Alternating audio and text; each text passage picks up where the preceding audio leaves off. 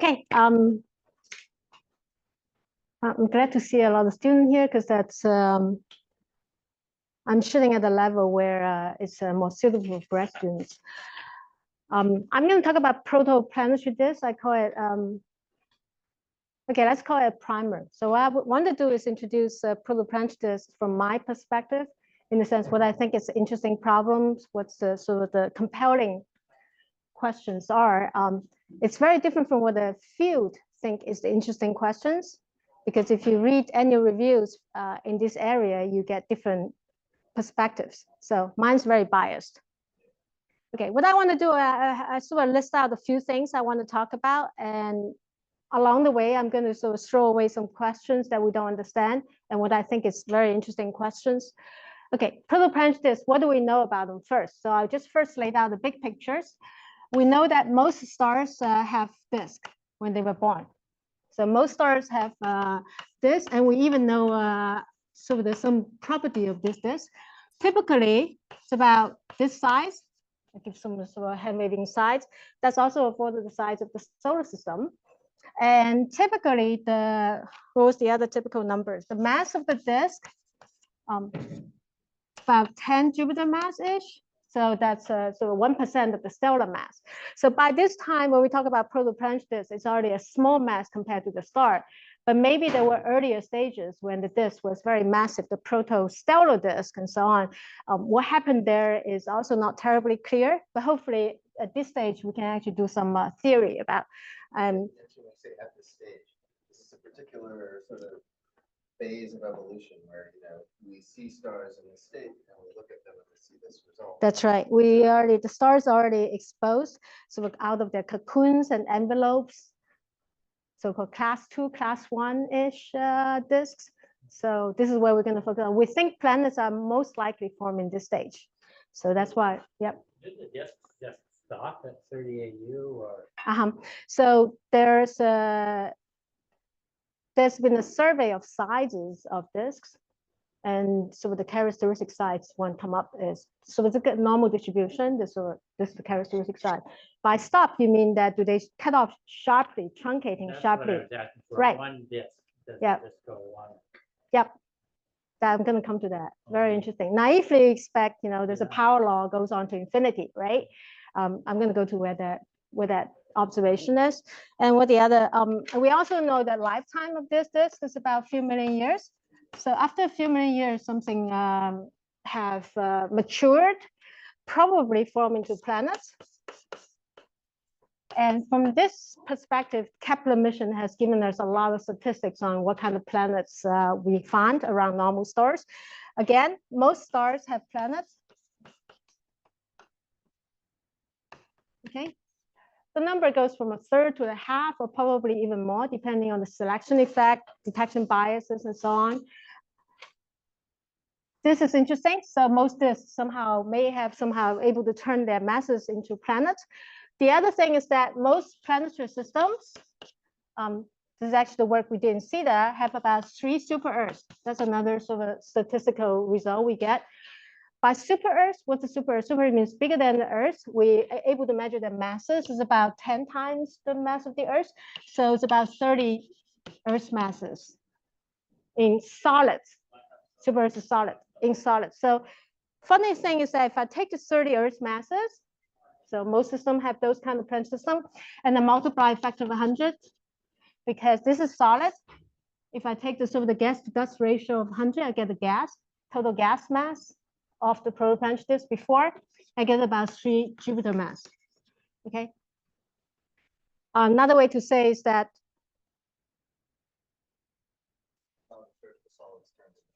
about 1/3, probably more, because 3 here is a very conservative limit. Kepler is only sensitive to about 1 AU. If you keep on going to 10 AU, 100 AU, 30 AU, whatever, it's probably, I would guess that majority of the solid is turned into planets. So planet formation problem is really retaining almost all the solid. Okay. What about the gas? We know there are Jupiters. Jupiter has a lot of gas. Each Jupiter is 1 Jupiter mass, but only a small percentage of stars have Jupiter, maybe about 10% or so. So majority of the gas is probably lost. Okay, so remove gas, or most of the gas. That's something I think the big scope of this field is how do you retain almost all the solid and remove the gas. I'm not going to talk about gas removal as much because that's related to other areas which I'm not as familiar. I'll be focusing on how the solids get retained. Yeah. Quick question. So this is a phase which isn't starting at T equals 0. It's already got into this cleared proto star, T-Tauri star. So how do you know that the 100 gas to dust ratio has not been changed, altered? For example, has it been right? It's possible that in the earlier stage when the disk was much more massive, you can somehow preferentially remove gas already. There's no such hypothesis, but my guess is that in the very early stage when the disk is actually self-gravitating, turbulence is very strong. So there's not really a way to separate gas to dust. Yeah, keep it well mixed. Yeah. So in that sense, this seems reasonable. Regardless, right? I think the most important thing is that how do we keep? That's the evidence. And it's nice that we have the beginning and the end. We just don't have the middle part. And we're just trying to fill in the gap. Okay. So I'm going to start by doing temperature. So we understand the disk temperature as a function of distance away from the star. You've all done this of the black body problem. I have a planet or you sitting in space, and I want to know the temperature of this thing at the distance r away from the star. The way to do it is straightforward, right? You have the stellar luminosity. The star is giving out this much luminosity. A fraction of them is retained by received by the object. So that fraction is the total solid angle. This is a solid angle this sphere projects on the sort of 4 pi star radian. Okay, and this is the received luminosity, and it's going to radiate like a black body.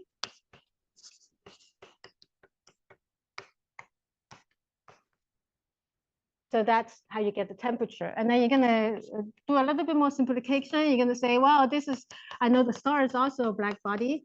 The way I run the right like that, I'll get rid of things like sigmas and pi's and so on. I'm going to end up with a relation, which is T equals T star.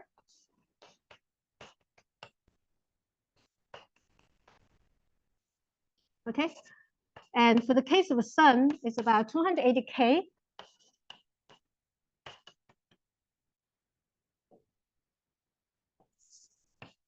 We are sitting at 1 AU, so we have a balmy temperature.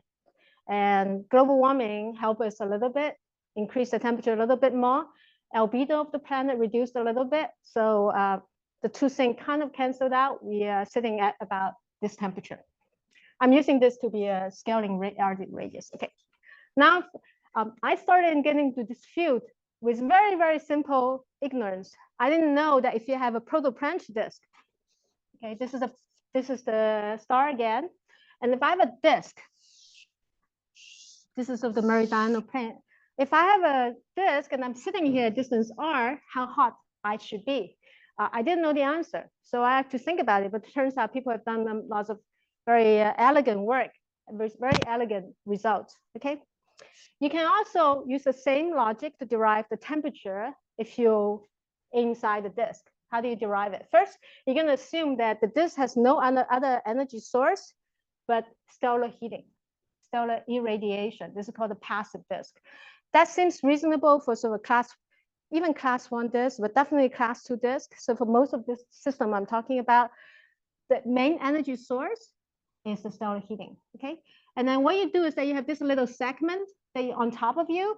This little segment is receiving starlight. A little bit hard for me to draw. That's this little segment that receives starlight, and it's radiating perpendicular to it in black body. So you just do the same kind of analysis.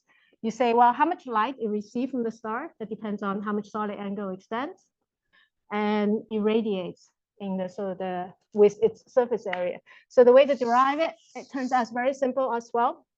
I'm again going to do this little element instead of 4 pi r square. I'm going to take the surface area of that little element. So that's going to be dr. I'm assuming this disk is very thin, so this is basically the distance. This is basically radial distance. So the surface area is dr times r d phi. D phi is the direction I'm not talking about. Okay, so that's the radiation. And the light received is L star again. I'm going to write L star is 4 pi r star squared sigma T4 star. Okay, and now I need to get the solid angle. This extends as far as the sun is concerned. Okay, so solid angle it has, very easy to write it down. The solid angle it gets is theta 1 minus theta 2.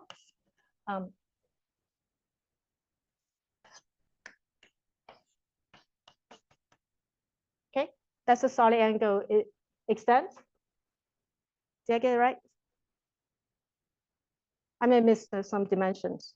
Okay, what's theta 1? Theta 1 is this height.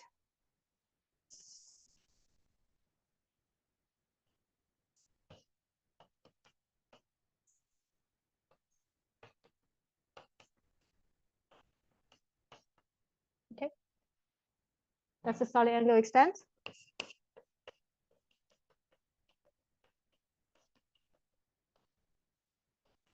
I'm going to write it in differential form.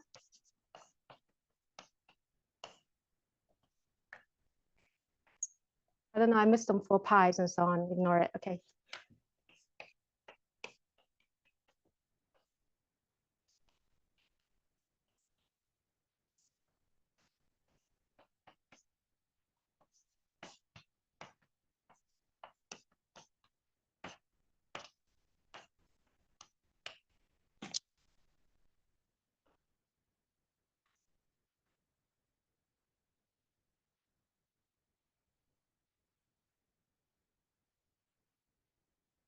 You can see this derivative of this thing came from the angle differences. This is basically angle, so I'm taking a look at the derivative of the angle. And the quarter power come from the fact that temperatures here's fourth power, here's only first power.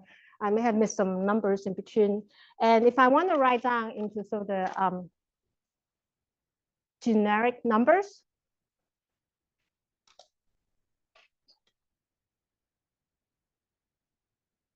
oh, I need another piece of board. Any questions? Am I confusing you? Am I going to, in my rush? No? No? Fair enough, okay. I'm just gonna write down some generic number here.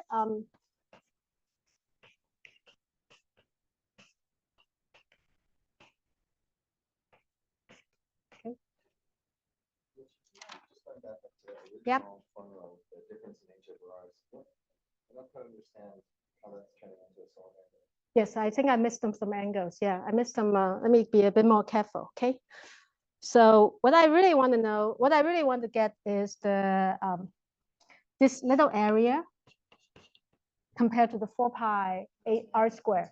But right, and 4 pi r squared. So I think the r here shouldn't be there. Maybe r there shouldn't be there. That will help. H1 and 0 should be face off. Say again. If H1 is 0, then it's completely face on. H2. Right. Yeah, I think that works. Now it's better without the r. Good. Okay. Thank you. Yeah. What? Well, I don't.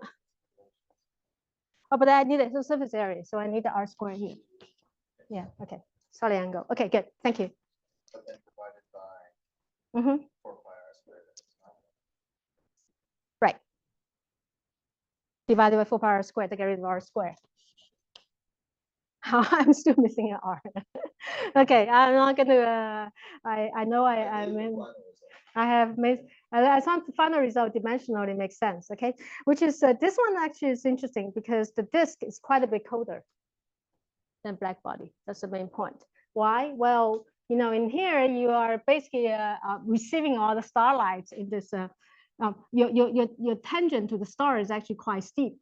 Here, your tangent to the star is a very, very smooth slope. You're spreading the starlight over a very large area. So the disk is much colder. Okay, which I thought that was a nice the difference between this and this has a nice implication in the asteroid belt, because in the asteroid belt, the asteroids are supposed to form very early when the disk was still around. For example, the asteroid Vesta, we think it formed within a couple million years. So when it was formed, it's enjoying this temperature, which means water can condense on at Vesta. But then when the disk is going away, it's transitioning to this temperature. As a result, Vesta today has no ice, no water. So how did they lose its water in this process is kind of interesting. There's a different asteroid. On the other hand, Sirius can always retain its water. Okay, anyway, so those are the sort of key figures for temperature. There's one immediate application. Another immediate application is that the disk is really cold. For most of the disk, the temperature is so cold, you know, AU and tens of AU, the temperature is so cold, there's no source for thermal ionization, meaning that the disk is very, very neutral. The most important ionization element in disk is probably things like sodiums and potassiums and elements like that, which are very low ionization potential. I think it's about 4 eV. A 4 eV photon can ionize this kind of element. But if your temperature like that, 4 eV is too difficult for thermal ionization. Even with the help of Saha equation, the disk is very, very neutral for its majority of the space. Very, very neutral means no electric conductivity, means magnetic field probably can't do very much for the bulk of the disk. So people have thought about using MRI, magnetic rotational instability, to remove gas in the sort of early stages, thinking that, well, maybe the disk has a little bit of ionization. You can run a bit of a magnetic field. But now we realize it's, well, not only it's very cold, it's also very dusty. And the dust soaks up all the charges that's available. Here, I thought this was interesting analogy between the ionization of the proto-planetary disk and the Earth's atmosphere. Earth's atmosphere is also very cold. So thermal ionization does not work, which means atmosphere should be incredibly neutral. And that actually is important to you. Why is it important to you? Imagine the atmosphere have no electric conductivity whatsoever. What will happen to you? You can get killed because you keep on accumulating charges, static charges. I don't know if you notice that if you touch something metal in the winter, you get a shock. Normally, you don't get such a strong shock because the atmosphere is actually conductive, mildly.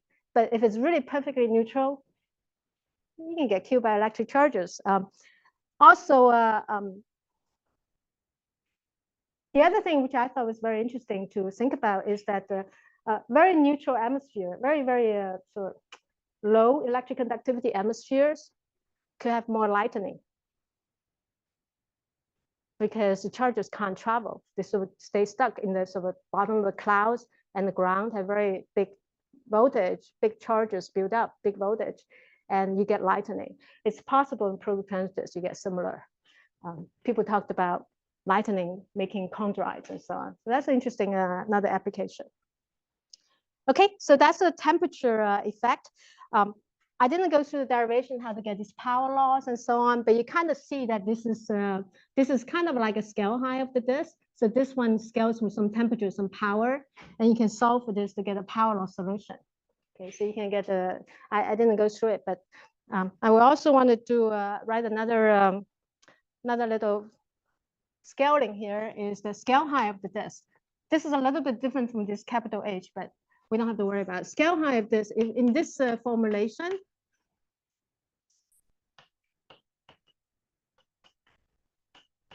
In this sort of kind of normalization, it's about 2%. So this is very, very thin, about 1 AU, but then it flares up a little bit. The fact that it flares up, the scale height is rising, means that this looks like this, flares up, so you can always see the star. Okay, if it's not flares up, if it's flat, then it's hard to see the star. In worse, if it goes like this, you're not going to see the star on this side. So it's flared. This is called a flare disk model, and this is small. But typically, when people do simulation of proto-planetary disks, they usually take 0.1. Why? Numerical convenience. Because this number is also, h of r is also sound speed over capillary velocity. The scale height is just decided by how hot the sound speed is versus the local capillary. And if you take it to be very small, this supersonic, incredibly supersonic speed. And there's a problem with taking time step. So people do 0.1, and there's a grain of salt in getting any of those, believing any of this result. Yeah, Tim, what's happening to the temperature profile along your pillar in the disk? Yeah, okay. So in this pillar, there is more details, right? So normally, if this is a disk which has, think of it as a block of disk, like just a piece of metal. If you think of it like a gray, we call it gray opacity, or you think of it without any kind of a specific wavelength dependence, you passively heat it on the top. This whole thing, if you heat it something on the outside, inside should be isothermal, because inside cannot be hotter, cannot be cooler. So mostly this disk is isothermal, the same temperature as the outside. Is that a question? Yeah, I kind of get that intuitively. Mm-hmm. If radiation is Right. transferring Right. vertically, it's also transferring. Right. Okay. It does. Radiation does go from here to here, but you can see that this is very thin. So the vertical transport is much more important than the horizontal transport. The horizontal transport, the optical depth is very, very large.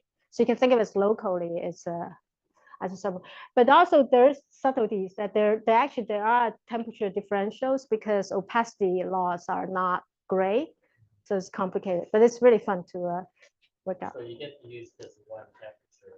I get to use for your scale. For my basic scale height. The majority of all the properties happening in the basic scale height. Yeah. Okay. I'm also not deriving the vertical structures and so on, but that's a sort of standard textbook. What I want to do now is starting to go into this solid retention problem. By the way, I really enjoy, Renpei has been bugging us to give Blackboard talk, and I always have the excuse that I have to teach on Wednesday, so I never do it. But now I finally, he's actually strong enough, twisted my arm strong enough, I agreed to do it, and I really enjoyed it. Yesterday when I was preparing this, I was thinking, why don't I do this more often? So thank you. It really beats coding in Python. Okay. So how does a disk look like in observation? So this is in wavelength, and this is in nu f nu.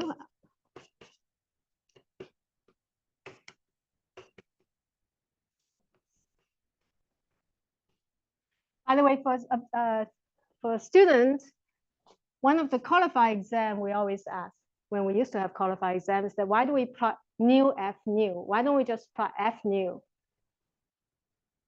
Anybody know what is nu f nu? F nu, by the way, is flux in that band per wavelength band. Why do we multiply by nu? Okay, if I plot in this band, it goes.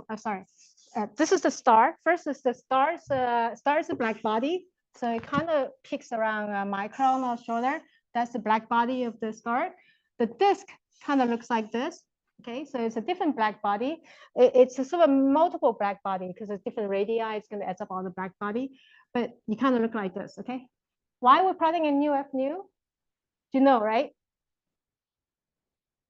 No, not sure. What's under the curve is equal to the energy. What's under the curve is just energy. For example, if you see this is in, if I plot, especially if I have a logarithm space, if you see the height of this versus the height of this tells you that this ratio is just the amount of total energy. Okay, if you use f nu, you have to multiply mu to get that. So what's under the curve is just the energy, which is very convenient. Lambda f lambda is just fine. Right, same thing. Yeah, this equals to lambda f lambda. Okay, so always use this plot if you're a theorist. Okay, so that's the black body, and the peak of this disk is typically about here, far infrared. We can observe. We used to have a satellite called Herschel. It died for a good reason. and we missed out most of the radiation from a disk. Instead, atmosphere started becoming transparent around here. So we built ground telescopes like ALMA's radio telescope. So we started observing in this band. So ALMA is giving us information about the fluxes here. But if you can see that, that's called the Rayleigh-Jeans tail. So we're really catching the little tail of the thermal radiation from the disk. From that, you have to infer a lot, okay? I'm trying to get the sort of the luminosity of 1 millimeter, for example, to show in the Rayleigh-Jeans tail what it can teach you. So in the Rayleigh-Jeans tail, that's the area of the ring of the disk. And it's 2 nu squared t c squared. Okay, so that's the Rayleigh-Jeans tail, the black body, B nu, right? It scales on nu squared, but most important, only linearly. It doesn't scale with temperature to the fourth power, only linearly. It scales temperature linearly. So it's a very weak, it's not very terribly sensitive to the temperature of the disk. It's a blessing and a curse. Okay, I'm not done yet. Yeah, okay. Okay. You have to multiply another term. Okay, so the thing is the disk is going to radiate in black body if it's optically thick. If it's optically thin, this is less than 1. There's only a small amount of area. It doesn't radiate with the whole area. It's only radiate with a smaller area. Okay, so you can see, oh, I'm going to erase this to, I like to into a logarithmic scale. So you can see that for a disk, which has some temperature scales with radius, most of the radiation comes from the largest area, the largest ring, just because the area is so much bigger and temperature just can't compensate. So really when you're observing ALMA, you're only seeing the biggest ring on the outside, or at least at that case. Okay, but also means if you're measuring ALMA flux, this is the flux, right, luminosity. You kind of know this, you don't care too much about it, you know this, but you have a degeneracy between size of a disk and the optical depth of the disk, vertical optic depth disk. So you can't really break it apart. Fortunately, ALMA is an interferometry, which means we can actually, in many cases, measure size of a disk. So we can figure this out. So I will plot the sort of recent results where Yangin is working on recently. So that's 1 millimeter flux and this size of a disk. Okay. This line is when this one is 1. So that's called the optically thick disk fluxes. And now what I want to do is I want to plot all the observed data on top of it. First, it has to fall below this line, right? Because this is the maximum line. Yes, the observed data, funny enough, spans almost 4 orders magnitude in luminosity, almost like 2 orders magnitude in disk sizes. And they look like this.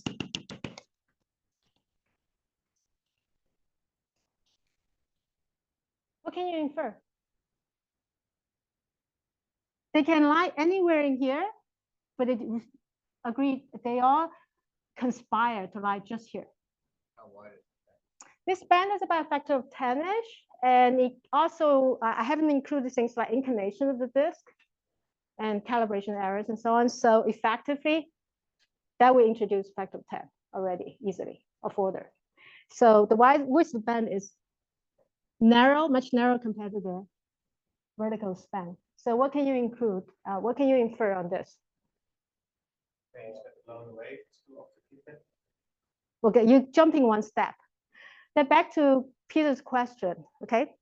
Naively, you expect that this looks like this, right? So this is the 1 millimeter band, 1 millimeter optical depth, it scales with density. Naively, you know, it goes through, you know, if this is 10, 1, this is 0.1, it should be a power law, right? If you do a power law disk like that, and you plot it on here, it's gonna be all over the map.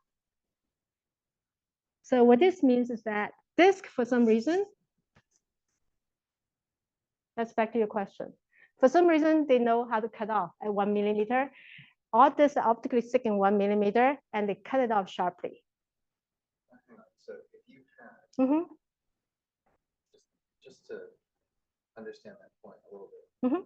So supposing you had a power law of tau with radius, I think. Yeah. Radius this, right? That's right. Let's say it goes like, Depending on Mhm. the slope of that power law, that's right. if the power laws were declining fast enough, then Yes. the max tau Yep. comma 1 would It has to decline on -2 and so on, or steeper, to be able to cut it off. I think Yangin even did the most. He tried different slope, and it still could not. Yeah, that's true. And they just formulated the model for all.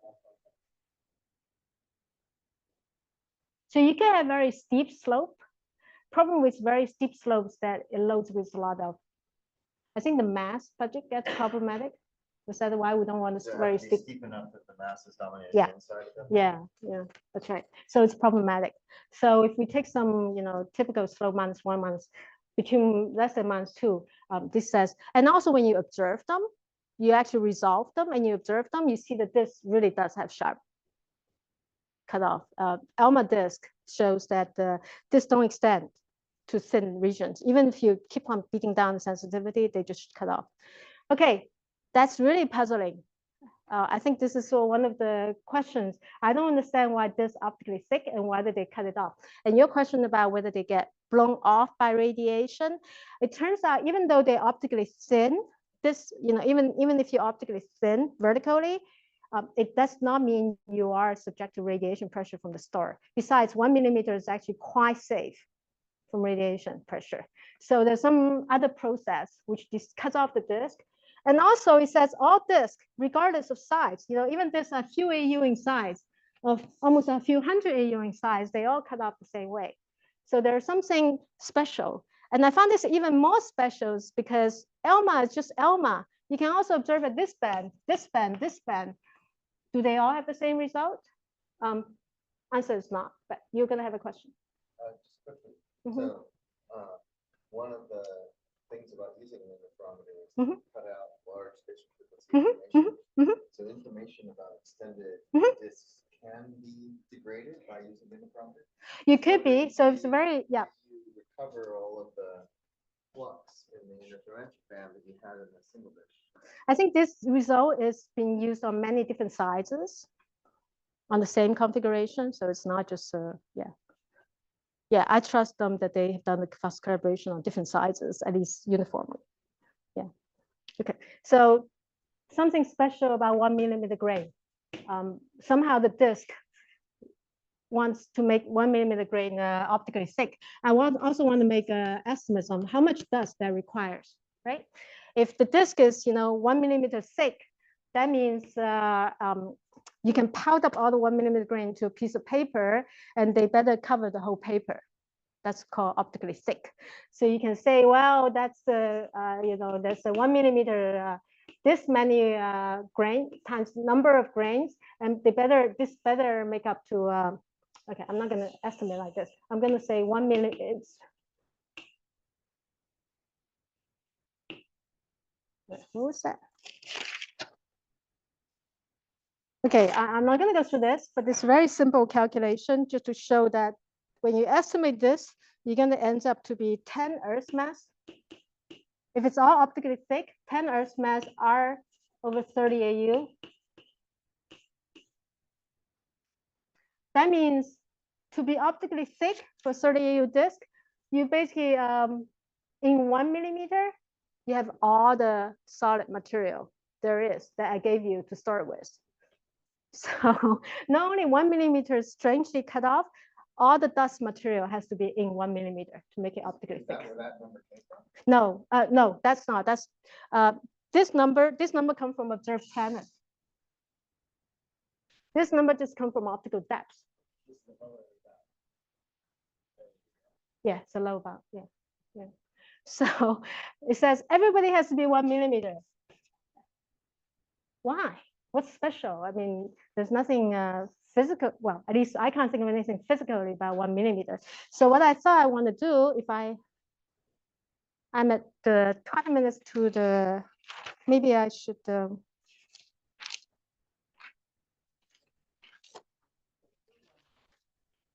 Say it again. Say there's two 1 millimeter. One of the 1 millimeter is ALMA. We're in the curve. And then there's microns or millimeters. That's the size of the particle. Right. we. And the most efficient Mhm, amount of capacity mhm. you can get from a particle is when it's close to Wavelengths, exactly. So if you're observing ALMA, the most contribution at 1 millimeter came from the 1 millimeter grains. And that's why I'm using them to estimate the 1 millimeter mass. Right, I'm assuming. Saying you also get a lower limit of the grain mass by assuming that they're comparable in size to the wavelength. Yeah, that's what I assumed already. Yeah, yeah.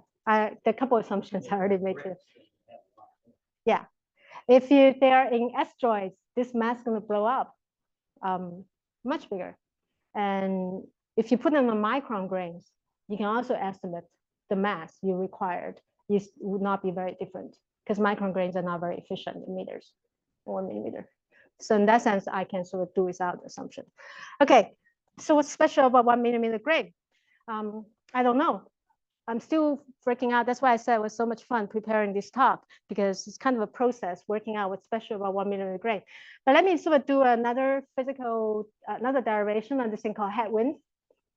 Okay, so this dust grains are living around the star going in capillary motion, accompanied by the gas. Okay, you can say, what about the gas and dust? Do they talk to each other? It turns out if the dust is more or less moving in capillary motion, they continuously feel a headwind from the gas. Why? Well, if you think about the gas as a force balance, this is centrifugal force, centrifugal or centrifugal, I don't remember. Usually it's balanced by gravity and then you get capillary speed. But in the case of a gas, because it also feels gas pressure, that compensate a little bit for the gravity because gas pressure is pushing it outward, right? Because the temperature is decreasing, surface density is decreasing. So the outward pressure gradient, which compensate, this is a negative term. So that makes the gas a little bit slower moving. I'm not going to derive it. I'm just going to say the delta V. How much slower? That's a fun calculation. How much slower compared to capillary, which is over the nominal speed of the dust grain. You can derive it, use all the information I already gave you there, and this is the number. First, it doesn't really depend on where you are in the disk, which is fun. Second is that the gases, if you're a grain moving in capillary orbit, you will feel a headwind of 10 meters per second. For teaching, it's really helpful to put that into human terms for me. That's the fastest human can run. So you can imagine you sitting there and your grain orbiting the stars, and there's Usain Bolt continuously bumping into you. Okay, this is really fast headwind. What happened to the 1 millimeter grain? Doesn't it get destroyed? Well, actually, it turns out if you put a Vesta there or any kind of asteroid there, they will be moving at capillary speed, so they will be destroyed. So I actually think it's very hard to make anything bigger than, turns out, meters or so, because such an erosion from the wind. This thing is almost hurricane speed.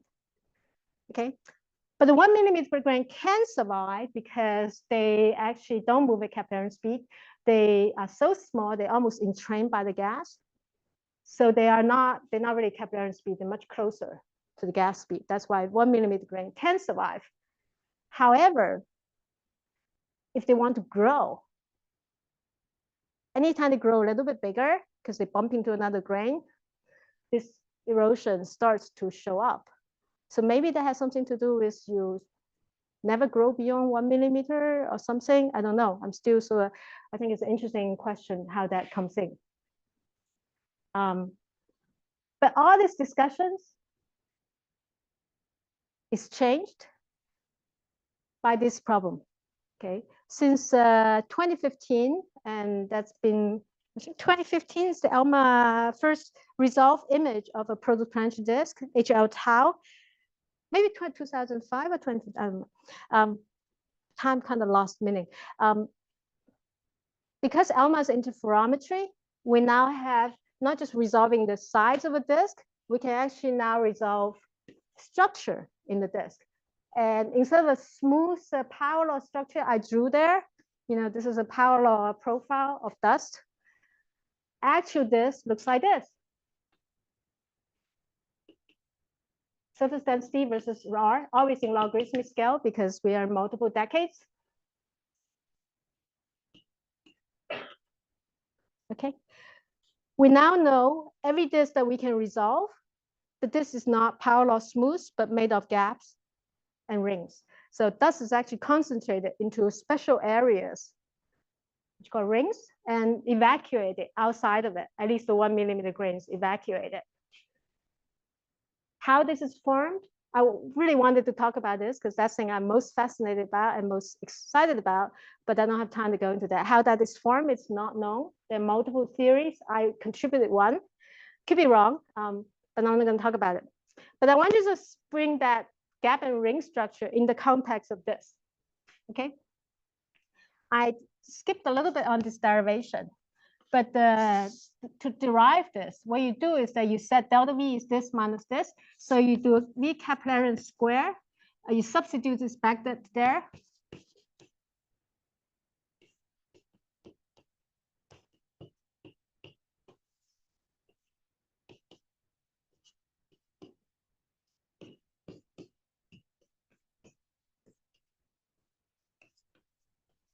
Okay, and you do Taylor expansion, meaning you kind of ignore this term. So you can solve for this, and you get delta V over V Keplerian.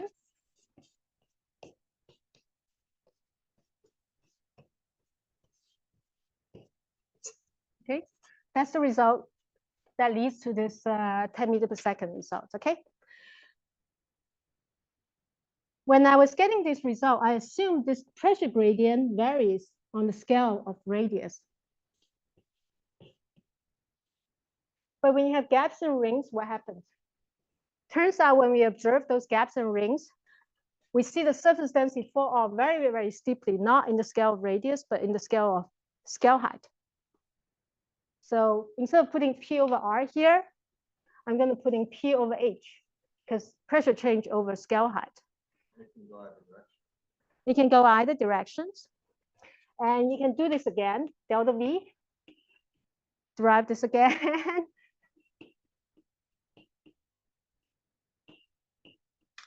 I forgot RAU to the some powers.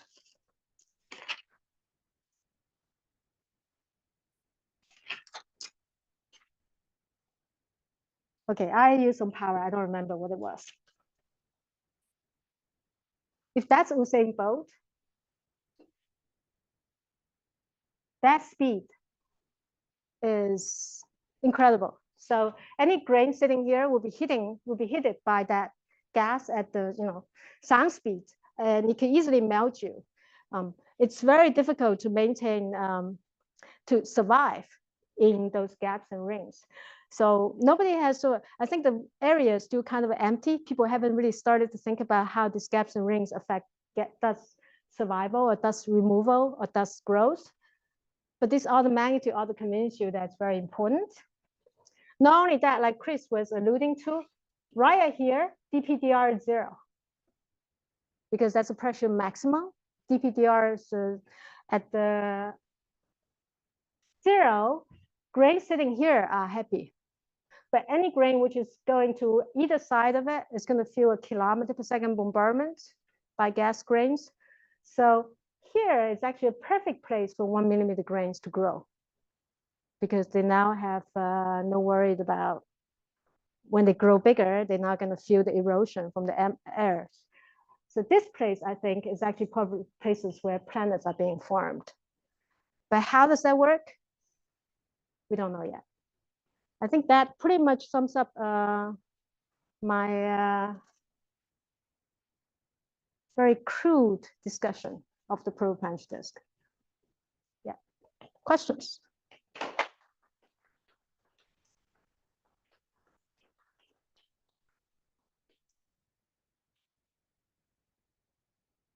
Yeah, my Blackboard skill is not the best. Okay, yeah. My probably out of date memory of the ends of the disk was actually that it was the UV radiation of neighboring stars that once it becomes optically thin, that sort of ionizes things, but only at the very end, and they sort of evaporate. That's why my memory of the evaporation So yeah, so this is interesting. So what we see observationally that the dust is really cuts off because you're observing ALMA, it really just cuts off. But if you're observing CO, they actually keeps on going. Oh, okay. So it seems like a gas and dust are not particularly coupled. There's some dynamics, the dust fuels, the gas is not. So it's maybe not photo evaporation. I think the whole photo evaporation of disk is debunked. I just don't believe it all the magnitude correct. Yeah. Once every 20 years, one has to recover. That's right. That's right. Right. Back from your Cambridge days, you know about photo evaporation. Yeah. Yeah. So how the roles of magnetic field is also unclear. For example, if you have no dust grains here, this region may become much more magnetically active because grains tend to soak up charges. So what happened to that? Does that lead to evolve faster? Yeah, but the observation says that gas disks usually extend like factor 2 larger. It could be also CO optical depth is very large. So that's another problem. Yeah. Yep. Can we resolve the same structures in the gas disk? Yes, we can. So it turns out that there actually have been a beautiful observation of the gases. So I'm plotting the dust. The gas also pretty much follows the same structures. Maybe not as many, but we actually see that the gas also are falling off steeply in CO and other elements. Not only that, recently there was even more, I think we talked about in astro pH, there was even observation of wind, which comes from here. They claim come from the top of this peaks. So it looks like gas is being lost where, yeah, so gas got the substructure too. And then you can see that in capillary speed of the gas. Maybe not so well yet, but they will, yeah. Yeah. Yeah. So, a couple questions. One is chondrules are about a millimeter in size. So do you think that Few this- minutes, yeah, the type. this Hmm. scenario is related to the origin of chondrules? That's funny because chondrule is such a field that I try to avoid earnestly. It's yeah, chondrule does have a too many old egos.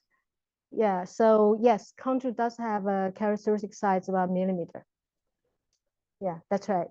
Although I think there are bigger chondrules like up to centimeters in size. Maybe not, yeah, but yeah, it is. And also there's also comet observation, and I think some of the comets, when the spaceship came by, it was releasing particle. You can measure the particle sizes, and they also peaks at 1 millimeter. Yeah. So 1 millimeter is magic, and Elma has got lucky. And then another thing is, you know, as you go from the outside to the inside of one of those peaks, Right. you go from a headwind to a tailwind. That's right.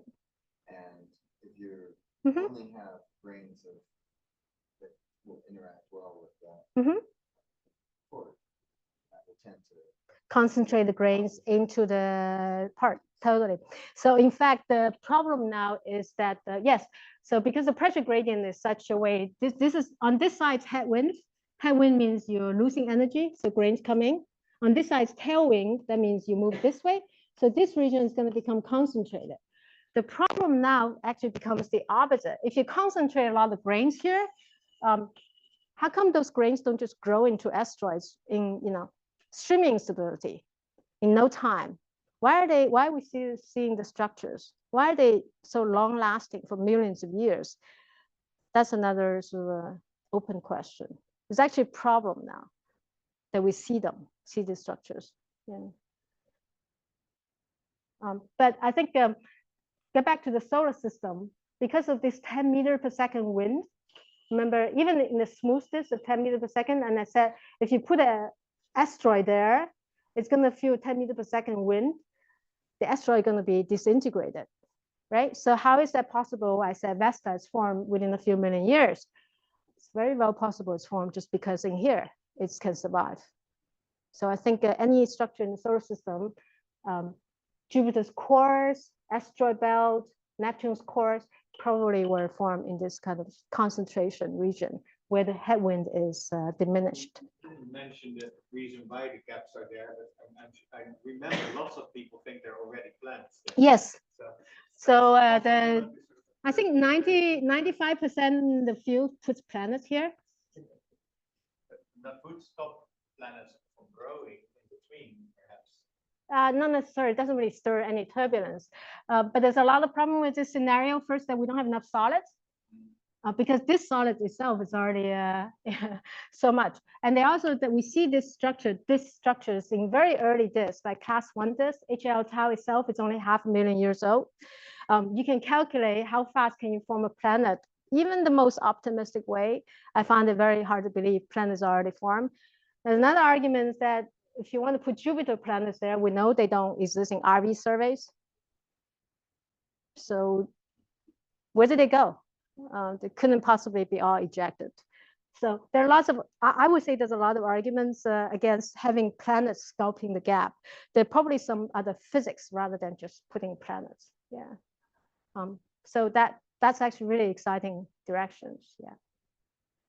Okay. Any student questions or everything's unclear, clear? No? Did I manage to convince any of you to change field? Thank you. Yeah.